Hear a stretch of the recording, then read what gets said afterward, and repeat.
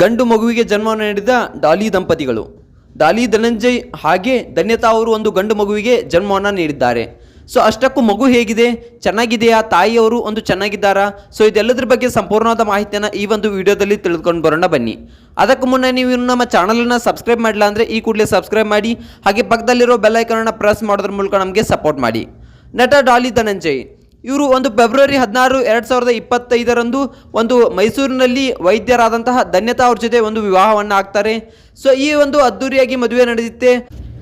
ಈ ಜೋಡಿಯು ಒಂದು ಫೆಬ್ರವರಿ 15 ಆರಕ್ಷತೆಯನ್ನು ಏರ್ಪಡಿಸಿದ್ದು, ಅಭಿಮಾನಿಗಳಿಗೆ ಮದುವೆಯಲ್ಲಿ ಒಂದು ವಿಶೇಷ ವ್ಯವಸ್ಥೆಗಳನ್ನು ಕೂಡ ಮಾಡಿರ್ತಾರೆ. ಸೊ ಅದಾದ ನಂತರ ಒಂದು ಧನ್ಯತಾ ಅವ್ರ ಜೊತೆ ಒಂದು ಮದುವೆಯನ್ನು ಆಗ್ತಾರೆ. ಒಂದು 16 ಫೆಬ್ರವರಿ 2025 ಮದುವೆಯನ್ನು ಆಗ್ತಾರೆ. ಮೈಸೂರು ಒಂದು ದಸರಾ ವಸ್ತು ಪ್ರದರ್ಶನದ ಆವರಣದಲ್ಲಿ ಇವರು ಒಂದು ಮದುವೆಯನ್ನು ಆಗ್ತಾರೆ. ಇನ್ನು ಅದ್ದೂರಿಯಾಗಿ ತುಂಬ ಅದ್ದೂರಿಯಾಗಿ ಮದುವೆ ಆಗ್ತಾರೆ.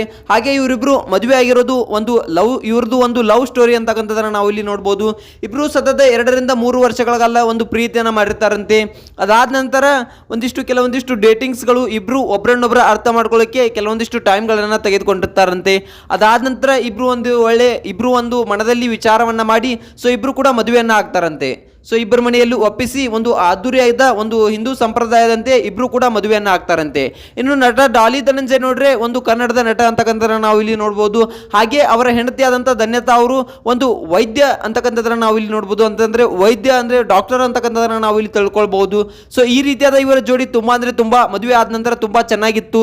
ಸೊ ಲೇಟಾಗಿ ಸಿಕ್ಕಿದ್ರು, ಲೇಟೆಸ್ಟ್ ಆಗಿ ಸಿಕ್ಕಿದ್ರು ಅಂತಕ್ಕಂಥದ್ದನ್ನ ಇಲ್ಲಿ ನಮ್ಮ ಡಾಲಿ ಧನಂಜಯ್ ಅವರು ಹಲವಾರು ಬಾರಿ ಒಂದು ಮೀಡಿಯಾಗಳ ಮುಂದೆ ಹೇಳಿದ್ದಾರೆ. ಸೊ ಎಲ್ಲದಕ್ಕೂ ಕಾಯಬೇಕು, ಅದರದೇ ಆದ ಒಂದು ಟೈಮ್ ಬರಬೇಕು ಅಂತಕ್ಕಂಥ ಮಾತನ್ನು ಕೂಡ ಇಲ್ಲಿ ಡಾಲಿ ಧನಂಜಯ್ ಅವರು ಹೇಳಿದ್ದಾರೆ. ಸೊ ಇಂತಹ ಡಾಲಿ ಧನಂಜಯ್ ಹಾಗೆ ಧನ್ಯತಾ ದಂಪತಿಗಳಿಗೆ ಒಂದು ಗಂಡು ಮಗು ಜನಿಸಿದೆ ಅಂತಕ್ಕಂಥದ್ದನ್ನ ನಾವು ಇಲ್ಲಿ ಹೇಳ್ಬೋದು. ಒಂದು ಕ್ಯಾಪ್ಷನ್ ಮುಖಾಂತರ ಒಂದು ಇನ್ಸ್ಟಾಗ್ರಾಮ್ ಖಾತೆಯಲ್ಲಿ ಡಾಲಿ ಧನಂಜಯ್ ಅವರು ತಮ್ಮ ಖುಷಿ ಸುದ್ದಿಯನ್ನು ಹಂಚಿಕೊಂಡಿದ್ದಾರೆ. ನಮ್ಮ ಮನೆಗೆ ರಾಜಕುಮಾರನ ಆಗಮನವಾಗಿದೆ ಅಂತಕ್ಕಂಥ ಒಂದು ಕ್ಯಾಪ್ಷನ್ ಮೂಲಕ ಸೊ ಒಂದು ಖುಷಿ ಸುದ್ದಿಯನ್ನು ನಮ್ಮ ಕರ್ನಾಟಕದ ಜನತೆಗೆ ಸೊ ಒಂದು ಕನ್ನಡ ಫಿಲ್ಮ್ ಇಂಡಸ್ಟ್ರಿಗೆ ಒಂದು ಹಂಚಿಕೊಂಡಿದ್ದಾರೆ. ಡಾಲಿ ಧನಂಜಯ್ ಹಾಗೆ ಒಂದು ಧನ್ಯತಾ ಅವರು ತುಂಬಾ ಚೆನ್ನಾಗಿದ್ರು. ಮದುವೆಯಾಗಿ ಎಷ್ಟು ದಿನಗಳಾದರೂ ಕೂಡ ಅವರ ಬಾಂಡಿಂಗ್ ಆಗಲಿ ಎಲ್ಲೂ ಕೂಡ ಒಂದಿಷ್ಟು ಮಿಸ್ ಮಾಡ್ಕೊಂಡಿರಲಿಲ್ಲ.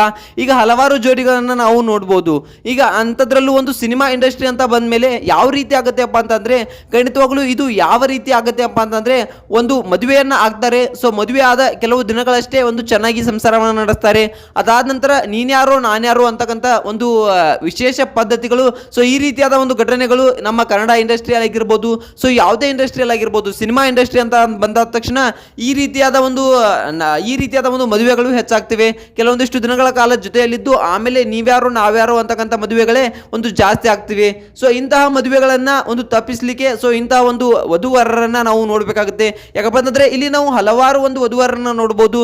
ಸೊ ಉದಾಹರಣೆಗೆ ಡಾಲಿ ಧನಂಜಯ್ ಆಗಿರ್ಬೋದು, ಧನ್ಯತಾ ಆಗಿರ್ಬೋದು, ಹಾಗೆ ಒಂದು ನಮ್ಮ ವಿಜಯ ರಾಘವೇಂದ್ರ ಅವರು ಆಗಿರ್ಬೋದು, ಹಾಗೆ ಅವರ ಹೆಂಡತಿಯಾದಂತಹ ಯಾರಪ್ಪ ಅಂತಂದ್ರೆ ಅವರ ಹೆಂಡತಿ ಅವರು ಆಗಿರ್ಬೋದು.